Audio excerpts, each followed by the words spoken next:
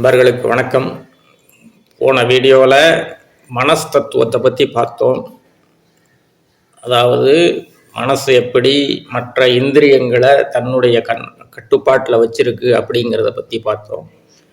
அதை தவிர மனசுங்கிறது எப்படி எண்ணங்களை உற்பத்தி செய்யும் ஸ்தானமாக விளங்குகிறதுங்கிறதையும் பார்த்தோம். இந்த வீடியோவில் இந்த மனசை எப்படி கண்ட்ரோல் பண்ணணும் அப்படிங்கிறதையும் பார்ப்போம். இதுக்கு முக்கியமாக நமக்கு என்ன ஒரு கேட்டாக்க பிராணாயாமம் அப்படிங்கிறது மூச்சு பயிற்சி. பிராணம்னா பிராணசக்தி, நம்ம மூச்சு விடுறது தான். நம்ம பிறந்ததுலேருந்து இது வரைக்கும் இல்லை, இது நம்ம இருக்க போகிற வரைக்கும் ஒரு விடாமல் ஒரு விஷயம் பண்ணிட்டு இருக்கோம்னா அது இந்த மூச்சு விடுறது தான். தனியாக இருந்தாலும் சரி, கும்பலில் இருந்தாலும் சரி, தூங்கிட்டு இருந்தாலும் சரி, முழிச்சிட்டு இருந்தாலும் சரி, இந்த ஒரு வேலையை விடாமல் நம்ம அழியாமல் பண்ணிகிட்டு இருப்போம். அதை வச்சு தான் நம்ம இந்த மனசை கண்ட்ரோல் பண்ணும். மனசை டைரெக்டாக போய் எண்ணங்களை நிப்பாட்ட முடியாது. அதுக்கு தான் சித்தர் பெருமக்கள்லாம் சொல்லி வச்சுருக்காங்க, இந்த மூச்சை கண்ட்ரோல் பண்ணுறது மூலியமாக இந்த மனசை கண்ட்ரோலுக்கு கொண்டு வரலாம், கட்டுப்படுத்தலாம் அப்படின்னு சொல்லியிருக்காங்க. ஏன்னா எண்ணங்களை உற்பத்தி செய்கின்ற இந்த மனத்தின் மூலமும் இந்த மூச்சினுடைய மூலமும் ஒன்று தான் அப்படிங்கிறத அவங்க சொல்லியிருக்காங்க. ஒரு எக்ஸாம்பிள் கூட சொல்லலாம். இப்போ ஒரு அதிர்ச்சியான ஒரு தகவல் கிடைக்குதுன்னு வச்சுக்கோங்க, உடனே அப்படியா அப்படின்னு சொல்லிட்டு உடனே மூச்சு ஒரு 4-5 செகண்ட் நின்று போயிடுது. அந்த சமயத்தில் அந்த என்னன்னா நம்மளுடைய சிந்தனை அந்த ஒரு விஷயத்திலேயே லயிச்சு இருக்கிறது. ஒரு கோடி லாட்டரி விழுந்திருக்கு அப்படின்னு சொன்னா அப்படியா அப்படின்னு சொல்லி, நல்லதா இருக்கலாம் கெட்டதா இருக்கலாம் எதுவாக இருந்தாலும் அந்த 4-5 செகண்டு மூச்சு நின்று போயிடுது.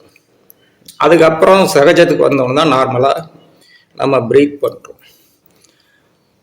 ஆக அப்போ மூச்சு அப்படி நிற்கிறது அப்படின்னு சொன்னாக்க, அதே மாதிரி நம்ம மூச்சை நிப்பாட்டினாக்க இந்த எண்ணங்களையே நிப்பாட்டலாம் அப்படிங்கிறது தான் அவங்க சொல்லியிருக்கிற ஒரு தத்துவம். சரி, இந்த பிராணாயாமம் எப்படி பண்ணுவாங்க அப்படின்னு சொன்னாக்க, இந்த முதல்ல இழுக்கிறது, அப்புறம் உள்ள நிப்பாட்டுறது, அதுக்கப்புறம் வெளியில விடுறது. இது பூரகம், கும்பகம், ரேசகம்னு சொல்லுவாங்க. இழுக்கிறதுக்கு பேர் பூரகம்.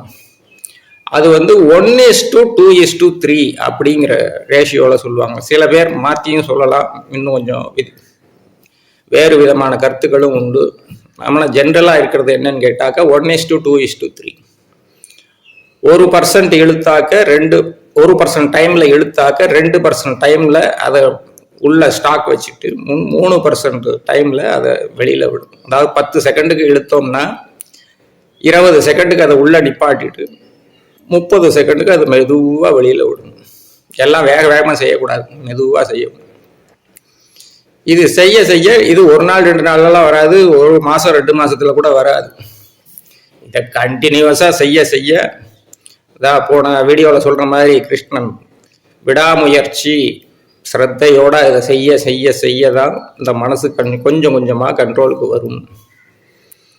கண்டினியூஸாக செஞ்சுட்டு இருந்தோம்னா காலையில் கொஞ்சம் நேரம், சாயந்தரம் கொஞ்சம் நேரம் இப்படி பண்ணிட்டு இருந்தோம்னாலே 10 செகண்டுக்கு வலது இதை ஓப்பன் பண்ணிட்டு இடது இதை மட்டும் க்ளோஸ் பண்ணிக்க வேண்டியது. அதுக்கப்புறம் மெதுவாக இழுக்க வேண்டியது. அப்புறம் 2ஐயும் க்ளோஸ், கும்பகம் பண்ணும்போது 2ஐயும் க்ளோஸ் பண்ணிக்க வேண்டியது இந்த 2 விரலில். அதுக்கப்புறம் மெதுவாக இந்த விரலை ரைட் சைடு ஓப்பன் பண்ணிட்டு லெஃப்ட் சைடு விடணும். ரேசகம். இது மாதிரி இது மனக்கணக்கு தான். இதில் கையில் இன்னும் கணக்கெல்லாம் போட்டுட்டு இருக்குங்க. மனக்கணக்குலேயே அதை 1:2:3 அப்படிங்கிற ரேஷியோவில் செய்யலாம். இது ஏன்னா இந்த மனசை கண்ட்ரோல் பண்ணியே ஆகணும். மனசை அது பாட்டுக்கு அது கண்ட்ரோலில் நாம போக விட முடியாது. இவ்வளவு கஷ்டப்பட்டு ஏன் அந்த மனசை நம்ம கண்ட்ரோல் பண்ணணும் அப்படிங்கிற ஒரு கேள்வி வரும் சில பேர். வாஸ்தவமான கேள்விதான். ஆனால் மனுஷனாக பிறந்துட்டா ஒரு சில விஷயங்களில் நம்ம கஷ்டப்பட்டு தான் ஆகணும். அப்போ தான் இந்த பிறவித்தலையிலேருந்து வெளியில் வர முடியும். மனசுங்கிறது இருக்கிறதுனால தான் மனுஷனுக்கு மனுஷன்னே பேர் மேன் அப்படிங்கிற இங்கிலீஷ் வார்த்தையும் அதுலேருந்து தான் வருது. அந்த மனசை நம்ம மனுஷனாக பிறந்திருக்கும் போதே அதை நம்ம கண்ட்ரோல் பண்ணலை அப்படின்னு சொன்னால் திரும்ப திரும்ப இங்கே தான் பிறக்கணும், திரும்ப திரும்ப இங்கே தான் சாகணும். இல்லைன்னா மனசு என்ன பண்ணுன்னா அது இந்திரியங்களினுடைய உபாயத்தினுடைய அது தன்னுடைய வேலையை காமிக்க ஆரம்பிச்சு. கண்ணு, காது, மூக்கு, வாயின்னு இருக்கிற எல்லா இந்திரியங்களையும் யூஸ் பண்ணி இந்த மண்ணாசை, பெண்ணாசை, பொன்னாசை இது அத்தனைக்கும் காரணம் இந்த மனசுங்கிற ஒன்று தான். அதனால நாம இந்த சுழல்ல இருந்து பிறப்பு இறப்புங்கிற சுழல்ல இருந்து தப்பிச்சுக்கணும்னு நினைச்சாக்க நாம இந்த மனசை கண்ட்ரோல் பண்ணியே ஆகணும். அதே மாதிரி குழம்பின மனசுல எதுவுமே ஒரு கிளியர் டெசிஷன் எடுக்க முடியாது.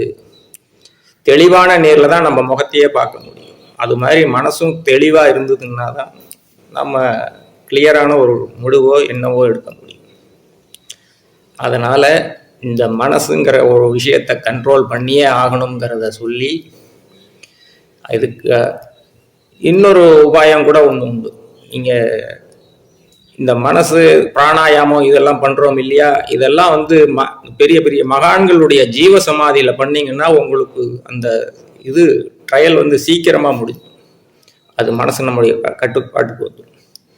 இன்னும் ஆரம்பத்தில் பார்த்தீங்கன்னா அங்கே போய் உக்காந்துருக்கிற நேரம் மட்டும்தான் ஏதோ கண்ட்ரோலில் இருக்கிற மாதிரி தெரியும். வெளியில் வந்தாக்க அதை திரும்ப வேற மாதிரி போகுது. ஆனால் கண்டினியூஸாக விடாமல் பண்ணிட்டு இருந்தோம் அப்படின்னு சொன்னாக்க இந்த இது வந்து சாத்தியம். இதை நம்ம சாத்தியப்படுத்தி தான் நம்ம வாழ்நாளுக்குள்ள இதை சாத்தியப்படுத்தினாதான் நாம் இந்த பிறவி தலையிலிருந்து விடுபட்டு போக முடியும். அப்படிங்க மோட்சம் அப்படின்னா விடுதலைன்னு அர்த்தம். முச்சு அப்படின்னு சொல்லுவாங்க. முச்சுன்னா விடுதலை, அதுதான் மோட்சம்னு சொல்லுவோம். அந்த விடுதலை அப்படின்னு சொன்னாக்க வேணும் அப்படின்னு சொன்னாக்க நாம இந்த பிராணாயாமம் இந்த இதெல்லாம் பண்ணி மனசை நம்ம கண்ட்ரோல் பண்ணி புத்திக்கு முதலிடம் கொடுத்து மனசை அதுக்கு கீழே கொண்டு வந்தாதான் முடியும் அப்படின்னு சொல்லி முடிச்சு.